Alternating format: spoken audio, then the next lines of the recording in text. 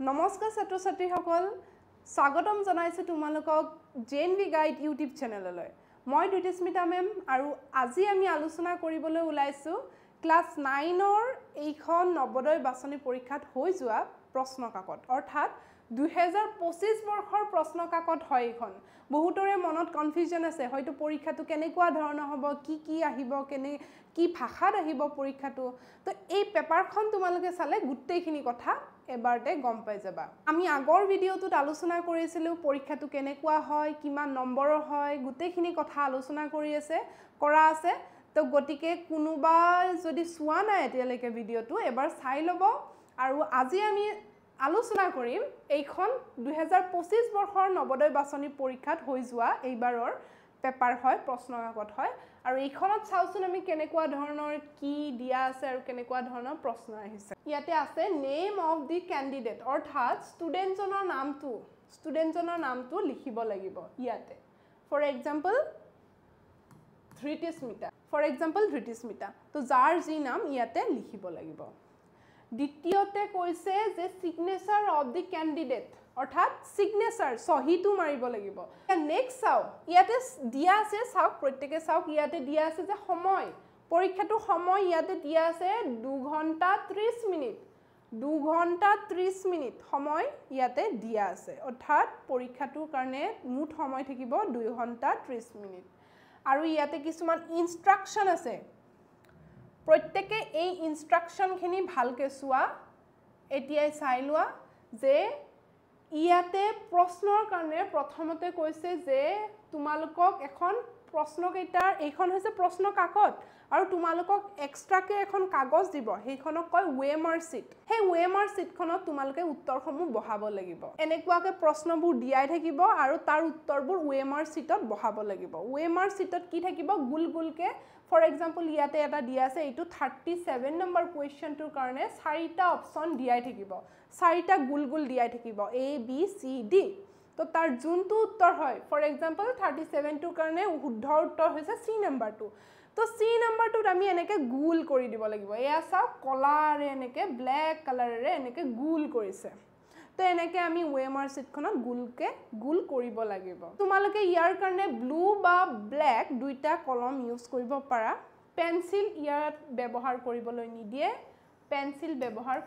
নিদিয়ে এয়া প্ৰশ্নকাকতখনতে গুটেইখিনি ইনস্ট্ৰাকচন ধুনিয়াকে দিয়া আছে এইখিনি পঢ়ি লোৱাটো কোনো এটা পৰীক্ষা দিয়াৰ আগত এইখিনি পঢ়ি লোৱাটো বহুত গুৰুত্বপূৰ্ণ নেক্সট ইয়াতে আকৌ দিয়া আছে যে প্ৰশ্ন কিমান থাকিব মুঠ প্ৰশ্ন থাকিব তোমালোকৰ 100টা প্ৰশ্ন থাকিব প্ৰতিটো প্ৰশ্নত 1 নম্বৰকে থাকিব প্ৰতিটো প্ৰশ্নৰ কাৰণে 1 নম্বৰ আহিব ইয়াতে হিন্দীত আহিব 15 নম্বৰ অৰ্থাৎ 15টা কোৱেশ্চন ইংলিছত আহিব 15টা কোৱেশ্চন আৰু ম্যাথছত আহিব 35টা কোৱেশ্চন আৰু সায়েন্সত আহিব 35টা কোৱেশ্চন সোৱা ম্যাথছ আৰু সায়েন্সটো বহুত ইম্পৰ্টেন্ট হয় কাৰণ সবতছে বেছি নম্বৰ কিহত আহি আছে ম্যাথছ আৰু সায়েন্সত আহি আছে গটিকে ম্যাথছ আৰু সায়েন্সখিনি যদি তোমালোকে ভালদৰে পঢ়া ইয়াতে তোমালোকৰ 70 নম্বৰ আহি আছে আৰু দ্বিতীয়তে গুৰুত্বপূৰ্ণ কথা মই কওঁ যে হিন্দী আৰু ইংলিছ এই দুইটা বিষয়ত 15 নম্বৰকে আছে যদিও ইয়াত যোনটোত হাইয়েষ্ট নম্বৰ পোৱা হিন্দী আৰু ইংলিছৰ যোনটোত তোমালোকে হাইয়েষ্ট নম্বৰ পোৱা সেইটোহে যোগ কৰা হ'ব ফৰ এক্সাম্পল উদাহৰণস্বৰূপে তোমালোকে ইংলিছত 15ৰ ভিতৰত 14 নম্বৰ পালা আৰু হিন্দীত তোমালোকে 15ৰ ভিতৰত 13 নম্বৰ পালা ইয়াৰ এই দুইটাৰ তোমালোকে বেছি কোনটোত পালা ইংলিছত পালা গতিকে তোমালোকৰ যেতিয়া নম্বৰ যোগ কৰিব তেতিয়া গণিত বিজ্ঞান আৰু ইংলিছ এই তিনিটাৰ পৰা যোগ কৰা হ'ব হিন্দীটো যোগ নকৰে অৰ্থাৎ তিনিটা বিষয়ৰ পৰা একদম শেষত যেতিয়া তোমালোকৰ মেৰিট উলাব তাত তোমাৰ তিনিটা বিষয়ৰ পৰা নম্বৰবোৰ যোগ কৰা হ'ব কোনো ধৰণৰ নিগেটিভ নম্বৰ নাথাকে এইটো কথা তোমালোকে গম পাইছা ইয়াতে এইখিনি ইম্পৰ্টেন্ট কথা দিয়া আছিল আৰু দ্বিতীয়তে যদি চাও আমি পেপাৰখনৰ এতিয়া ভিতৰত সোমাবলৈ যাম এয়া পেপাৰৰ আমি ভিতৰত সোমাইছো প্ৰশ্নবোৰ দুটা মিডিয়ামত থাকিব তোমালোকৰ এটা হৈছে এটা সাইডে হিন্দী থাকিব আৰু এটা সাইডে ইংৰাজী থাকিব হিন্দী আৰু ইংৰাজী ওকে হিন্দী আৰু ইংৰাজী তো গতিকে তোমালোকে অসমীয়া মিডিয়াম নোপোৱা যিসকল অসমীয়া মিডিয়ামত পেপাৰখন নাহে ইংলিছ আৰু হিন্দী মিডিয়ামত থাকিব তোমালোকে ইংলিছ মিডিয়ামৰ কাৰণে পঢ়িব লাগিব কিন্তু ভয় নাখাবা যিসকল অসমীয়া মিডিয়ামৰ ভয় খাব লগা একো কথা নহয় ইমানো টান নহয় যিখিনি বস্তু আছে তোমালোকে পঢ়ি অহা অসমীয়াত হয়তো পঢ়িছা সেইখিনি ইংলিছত আছে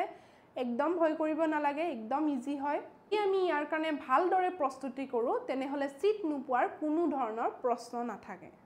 আৰু তোমালোকে যদি নৱোদয় বাছনি পৰীক্ষা 2026ৰ কাৰণে প্ৰস্তুতি চলাব বিচাৰিছা ক্লাছ 9ৰ কাৰণে তেনেহ'লে তোমালোকে আমাক এই নম্বৰটোত কন্টেক্ট কৰিব পাৰা আমাৰ ক্লাছসমূহ অহা 21 জুলাইৰ পৰা আৰম্ভ হ'বলৈ গৈ আছে গতিকে যিসকল ছাত্ৰ-ছাত্ৰীয়ে আমাৰ লগত প্ৰস্তুতি চলাব বিচাৰিছা তেওঁলোকে আমাক যোগাযোগ কৰিব পাৰা আমি গোটেইকেইটা বিষয় পঢ়িম হিন্দী ইংলিছ সায়েন্স ম্যাথছ আমি গোটেইকেইটা বিষয় তোমালোকক প্ৰস্তুতি চলাম ঠিক আছে তো এতিয়া আমি পুনৰ প্ৰশ্নকাকতখন চাও ইয়াতে প্ৰশ্নকাকতখনত প্ৰথমতে ইয়া হিন্দীৰ এইখিনি আছে হিন্দীৰ ওকে নেক্সট যদি চাবলৈ যাও আমি এয়া হিন্দীৰ পিছত আহিব তোমালোকৰ ইংলিছ তাৰ পাছত আহিব তোমালোকৰ ম্যাথছ আৰু একদম শেষত থাকিব সায়েন্স ঠিক আছে প্ৰথমতে আহিলে হিন্দী তাৰ পাছত আহিব ইংলিছ তাৰ পাছত আহিব ম্যাথছ তাৰ পাছত সায়েন্স এনেকে চাৰিটা সেকশনত তোমালোকৰ প্ৰশ্নকাকতখন কটা হ'ব তো গতিকে তোমালোকে ভালদৰে পঢ়া হাতত বহুত সময় আছে ভালদৰে প্ৰস্তুতি চলোৱা চিট নোপোৱাৰ কোনো কথা নাই একদম ইজি হয় তোমালোকে পাৰিবা এইখিনি আশা কৰিছো ইয়াৰ পৰা এটা সমু আভাস পাইছা যে পৰীক্ষাটো কেনেকুৱা হ'ব পেপাৰখন কেনেকুৱা আহিব আৰু যদি কিবা কনফিউজন থাকে বা সুধিব লগিয়া থাকে আমাক তলত দিয়া নম্বৰটোত যোগাযোগ কৰিব পাৰা ঠিক আছে আমি ইয়াতে আজি ভিডিঅটো সামৰণি কৰিছো তোমালোকক আকৌ লগ পাম টিল দেন বাই বাই